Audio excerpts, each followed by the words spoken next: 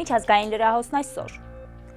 Ռուսաստանի Դաշնության արտաքին գործերի նախարարը հայտարարել է, որ Մոսկվային հստակ երաշխիքներ են անհրաժեշտ վերահսկելու Սևծովյան հացահատիկի նախաձեռնությունը։ Առաջին ալիքին տված հարցազրույցում նա նշել է, որ նման երաշխիքները կարող են իրականություն դառնալ միայն այն դեպքում, երբ Վաշինգտոնից հրաման տան Ուկրաինայի նախագահ Վլադիմիր Զելենսկիին։ Մեզ հստակ երաշխիքներ են պետք, բայց այդ երաշխիքները հաշվի առնելով Կիևի հետ պայմանավորվածությունների նախորդ անհաջող փորձը կարող է լինել միայն Վաշինգտոնից Զելենսկիին եւ նրա թիմին դա անելու հրամանի արդյունքում եւ ոչ այլ կերպ, նշել է նա։ Լավրովը նաև ասել է, որ Միացյալ Նահանգները լսել է երաշխիքների վերաբերյալ Ռուսաստանի ազդանշանը։ Ինձ թվում է, որ մեր ամերիկացի գործընկերները ստացել են այդ ազդանշանը, նրանք հասկանում են, որ միայն Վաշինգտոնը կարող է դրական արդյունքների հասնել ռազմաարդյունաբերական համալիրի հետ կապ չունեցող էներգետիկ ենթակառուցվածքների վրա ահաբեկչական հարձակումները, քաղաքացիական ենթակառուցվածքների գնդակոծումները դադարեցնելու հարցում, հայտարարել է նա։ Ալեքսանդր Լուկաշենկոն 7-րդ անգամ երթմնակալության հանդիսավոր արարողությամբ ստանձնեց Բելարուսի նախագահի պաշտոնը։ Նա նախագահի պաշտոնում վերընտրվել էր հունվարյան ընտրություններում, Լուկաշենկոն Մինսկի անկախության պալատ է հասել հատուկ Շարասյան ուղեկցությամբ։ Երթմնակալության արարողության նախօրեին 10 իրավապաշտպան կազմակերպություններ հայտարարել էին, որ Լուկաշենկոյի երկրի նախագահի պաշտոնը զբաղեցնելը հակասահմանադրական է, հունվարի 26-ին անցկացված ընտրությունները չեն համապատասխանում միջազգային չափանիշին, դրանք անցել են համատարած վախի մթնոլորտում։ Մինչև այսօրվա արարողությունը Լուկաշենկոն հասցրել է հաստատել նոր կառավարության կազմն ու պաշտոնական այցով Մոսկվա մեկնել։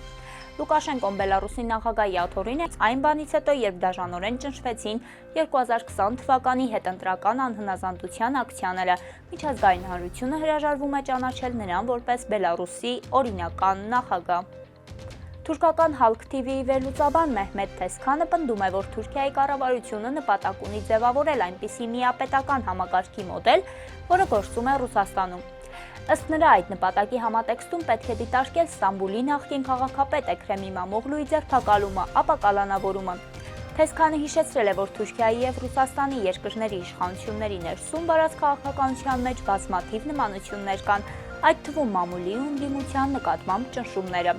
Վերլուծաբանի խոսքերով İmamoğluի կալանավորումից հետո սկսված բողոքի ակցիաները ցույցերը կարծես թե խափանել են իշխանության ծրագրերը։ Թեսքանը շեշտել է, որ իշխանությունը կանգնած է ընտրության առաջ կամ լսել ժողովրդի ձայնը կամ փորձել լրացնել ընդդիմությանը, շարունակելով ճնշման քաղաքականությունը։ Իրանը դեռևս չի պատասխանել ԱՄՆ նախագահի նամակին։ Այս մասին հայտարարել է Իրանի արտգործնախարար Սեյեդ Աբբաս Արաղչին Երևանում իր հայ գործընկեր Արարատ Միրզոյանի հետ համատեղ ասուլիսի ժամանակ։ Մենք դեռևս չենք պատասխանել ԱՄՆ նախագահի նամակին, բայց այդ նամակի պատասխանը պատրաստման փուլում է եւ համապատասխան ձևով դա կներկայացվի։ ԱՄՆ-ի հետ մեր բանակցությունները միանգամայն հստակ են եւ ռազմական սպառնալիքների ֆոնին եւ տնտեսական պատժամիջոցների ավելացման պայմաններում։ ԱՄՆ-ի հետ չենք ունենա ուղիղ բանակցություն, բայց Իրանը միշտ պատրաստ է եղել խաղաղ միջուկային ծրագրի շուրջ թափանցիկություն ստեղծելու համար բանակցել եվրոպական 3 երկրների հետ եւ մյուս երկրների հետ, որոնք շահագրգռված են։ Մենք ունենք բանակցություններ մեր միջուկային ծրագրերի հետ կապված եւ մենք չենք լքի բանակցային սեղանը, եզրափակել է Իրանի գլխավոր դիվանագետը։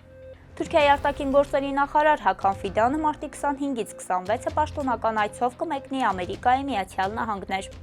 Այն կլինի առաջին երկկողմ այցը Դոնալդ Թրամփի վարչակազմի օրոք։ Այսի ընթացքում նախատեսվում է, որ քննարկվելու են երկկողմ հարաբերություններում հնարավոր ռազմավարական քայլերը եւ առաջիկայում սպասվող նախագահների հանդիպման նախապատրաստման աշխատանքները։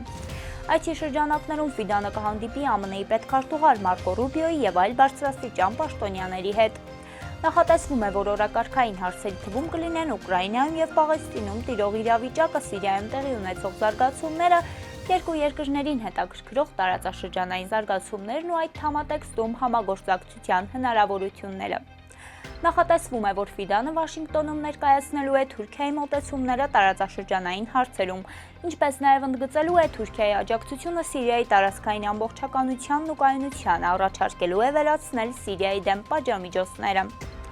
Դե ինչ այսօրվա համար այսքանը, կհանդիպենք վաղը։